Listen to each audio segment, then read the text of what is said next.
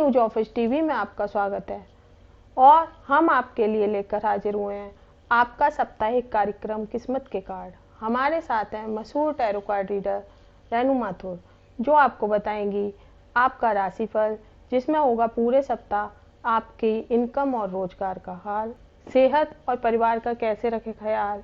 आइए मिलते हैं रेनू जी से। रेनू जी नमस्कार। आशीर्वाद।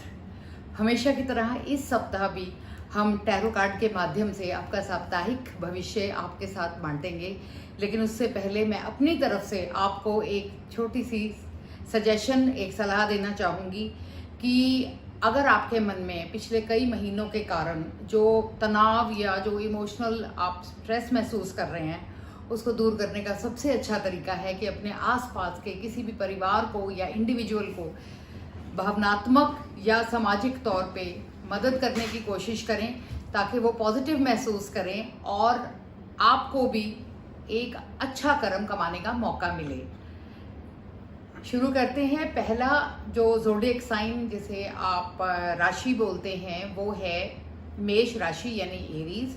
मेष राशि का जो कार्ड आया है वो है 5 ऑफ वॉन्ड्स, यानी कि पिछले कुछ हफ्ते से, तकरीबन 4 या 5 हफ्ते से आप जो अपने काम से रिलेटेड या रिश्तों से रिलेटेड तनाव महसूस कर रहे हैं, वो आपको बहुत एक अजीब किस्म का मानसिक तौर पे बोझ दे रहा है। लेकिन अब इस हफ्ते में धीरे धीरे उस तनाव के कारण और उसके साथ साथ वो तनाव भी धीरे धीरे दूर हो जाएगा। एरीज के बाद जो अगला सन साइन आता है वो है टॉरस यानी कि वृषभ। इस राशि के लोगों के लिए कार्ड आया है 9 ऑफ वॉन्ड्स।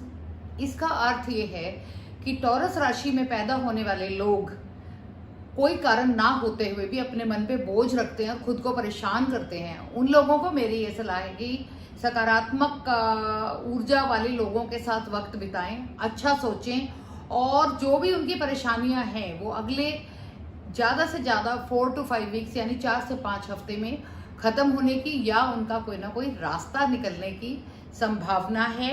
जिसके बाद हम आते हैं तीसरे ज़ोडिएक साइन जेमिनाई यानी मिथुन पे।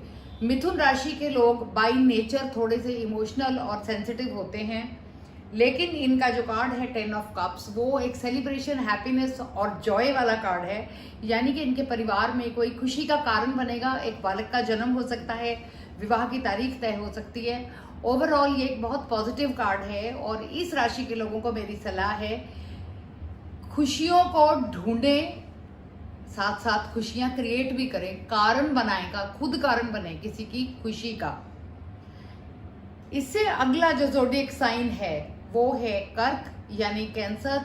Super emotional sun sign, super sensitive जो लोग होते हैं जो इस सन साइन में जन्म लेते हैं, इनका कार्ड है एस ऑफ पेंटिकल्स, यानी अब तक इनको जो भी कोई फाइनेंशियल परेशानी आ रही थी या वर्क से रिलेटेड कोई स्ट्रेस था, एक नया काम या ऑलरेडी एग्जिस्टिंग काम में एक नया आयाम जुड़ने की संभावना है, जो कि इस हफ्ते के अंदर अगर वो डिसाइड करते हैं तो उनको आने वाले लंबे समय में इस चीज़ का बहुत ज़्यादा फाइनेंशियल बेनिफिट होने वाला है। सिंह राशि यानी लियो। लियो राशि के लोग बाय नेचर थोड़े ऑर्गेनाइजर और लीडरशिप क्वालिटीज वाले होते हैं। उनका कार्ड है 7 ऑफ वॉन्ड्स, यानी कि पिछले कुछ समय से उनके जीवन में जो रुकावटें आ रही हैं, उनके रास्ते में जो तरक्की की राह में जो रोड़े आ रहे हैं, अब कोई ना कोई हालात या लोग ऐसे आएंगे या जुड़ेंगे जिस करके वो रास्ते में जो रुकावटें हैं वो दूर होंगी और उनको आगे बढ़ने का कोई ना कोई जरिया मिलेगा। ये बहुत एक अच्छी और सकारात्मक सोच वाला कार्ड है। लियो के बाद जो अगला सन साइन है वो आता है वर्गो यानी कन्या। कन्या राशि के लोग सोचते ज़्यादा हैं और प्रैक्टिकल होने में उनको थोड़ा सा वक्त लगता है। उनका कार्ड है 2 ऑफ वॉन्ड्स। 2 ऑफ वॉन्ड्स का मतलब ये हुआ कि एक टारगेट या एक जो उनका एक सामने उनके एक नज़रिया था कि हमने यहाँ तक पहुँचना है, वो पूरा करके अगला कदम उठाने का समय उनके पास आ गया है। वो आज के जो मौजूदा फाइनेंशियल या सोशल हालात हैं उनसे ना डरें और जो उनके मन में प्लान है अपने काम या वो लाइफ से रिलेटेड, उस पे वो आगे बढ़ें और नए फैसले करते रहें। वर्गो से अगला जो सन साइन है वो है तुला यानी कि लिब्रा। लिब्रा राशि के, तुला राशि के जो लोग हैं उनके लिए कार्ड आया है द हायरोफेंट। इसको हम पोप भी बोलते हैं, यानी कि ये लोग बहुत ही एक्सट्रीम तरीके से अपना नजरिया आज के समय में रखे हुए हैं। स्पिरिचुअल यानी कि आध्यात्मिक और वित्तीय, स्पिरिचुअल और मटेरियलिस्टिक, जो आपकी लाइफ के दो लेवल्स हैं उनको बराबर एक बैलेंस में लाने की जरूरत है। क्योंकि अगर आप बहुत ज्यादा धार्मिक या आध्यात्मिक रास्ता पकड़ लेंगे तो आप अपने परिवार के लिए कोई भी किसी तरह का भी कोई इंतजाम नहीं कर पाएंगे। और अगर आप बहुत ज्यादा धन और जो सामाजिक चीजें हैं उनके बारे में सोचने लगेंगे तो परमात्मा से दूर हो जाएंगे। तो आपको कहीं ना कहीं तुला राशि के लोगों को ये चीज बैलेंस करनी पड़ेगी। तुला के बाद जो सन साइन आता है, जो राशि आती है, वो है वृश्चिक यानी स्कॉर्पियो। स्कॉर्पियो राशि के लोग बहुत सपने देखने वाले और आगे बढ़ने वाले होते हैं और उसके लिए रास्ते भी निकालते हैं। इनका कार्ड है 7 ऑफ पेंटिकल्स यानी लॉन्ग टर्म प्लानिंग। वो जो भी इस समय कर रहे हैं, जो भी कार्य, जो भी बिजनेस या जो भी प्लान उनका इस समय चल रहा है, वो बहुत लंबे समय तक उनका साथ देगा और उसमें से धन अर्जित और ख्याति अर्जित करने का उनको मौका मिलेगा। स्कॉर्पियो यानी वृश्चिक के लिए ये बहुत अच्छा समय है। इस हफ्ते में वो बहुत अपने काम से रिलेटेड सकारात्मक यानी पॉजिटिव फैसले ले सकते हैं जो उनको लंबे समय तक फायदा देंगे। स्कॉर्पियो यानी वृश्चिक के बाद जो अगला ज़ोडिएक साइन आता है वो है धनु यानी सैजिटेरियस।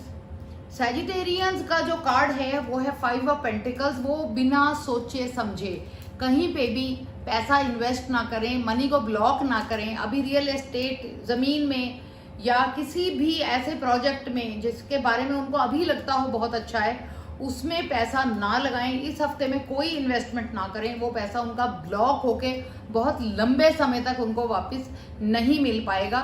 धनु राशि के लोगों के लिए मेरी स्पेशल एक रिक्वेस्ट है, वो अपनी सेहत का ध्यान रखें। उनको पिंडलियों से रिलेटेड और लो बैक से रिलेटेड दर्द की इशू हो सकती है और अगर बढ़े तो प्लीज डॉक्टर को दिखाना ना भूलें। अब हम आते हैं कैप्रिकॉर्न यानी मकर राशि पे। मकर राशि के सन साइन में जो लोगों का जन्म हुआ है उनका कार्ड आया है द एम्प्रेस। ये एक बहुत अच्छा कार्ड है। अगर हम इसको रिश्तों के नजरिए से लें तो विवाह या बालक के जन्म यानी रिद्धि सिद्धि, और बिजनेस के पॉइंट ऑफ व्यू से ये ग्रोथ का कार्ड है। ये बहुत पॉजिटिव कार्ड है। अगर ये कार्ड आपका आज आया है तो इसका मतलब ये है आने वाले 2-3 दिन में बहुत ही कुछ पॉजिटिव, बहुत ही कुछ अच्छा आपकी जिंदगी में आएगा और आपको शायद वो डिफरेंट लगे, लेकिन मैं ये कहूंगी कि आप उसको खुशी खुशी एक्सेप्ट करें।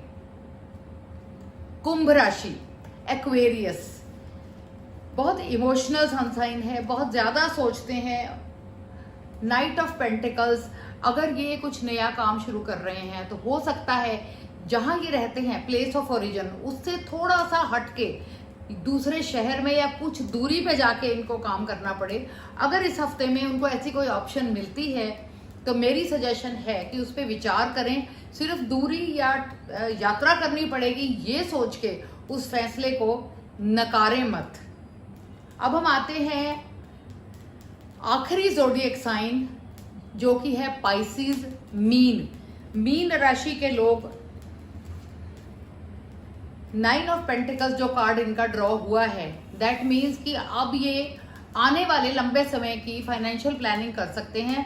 अगर ये विदेश में जाके बसना चाहते हैं या जब इनको मौका मिले विदेश यात्रा में ये इंटरेस्टेड हैं तो मैं ये सलाह दूंगी कि ये अब अपना पेपर वर्क तैयार करें। जो इन यात्राओं से या इस प्लान से जो कनेक्टेड डिपार्टमेंट है या लोग हैं उनको मिलें और चीज़ों को प्रोसेस में डालें ताकि जब लीगली ये सब कुछ दोबारा शुरू हो जाए वो उनको वो 6 से 8 महीने या 1 साल उनको वेस्ट ना करना पड़े।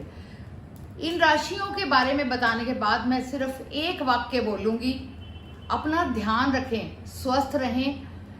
उसमें सबसे ज़्यादा ज़रूरी है इमोशनल तौर पे, मानसिक तौर पे और सामाजिक तौर पे अपने आप को खुश रखें, लोगों के लिए अच्छा सोचें, अच्छे कर्म करें। नमस्कार। तो ये था 12 राशियों का हाल। आपको हमारा कार्यक्रम पसंद आया हो तो कमेंट करना ना भूलें, शेयर और सब्सक्राइब जरूर करें। धन्यवाद।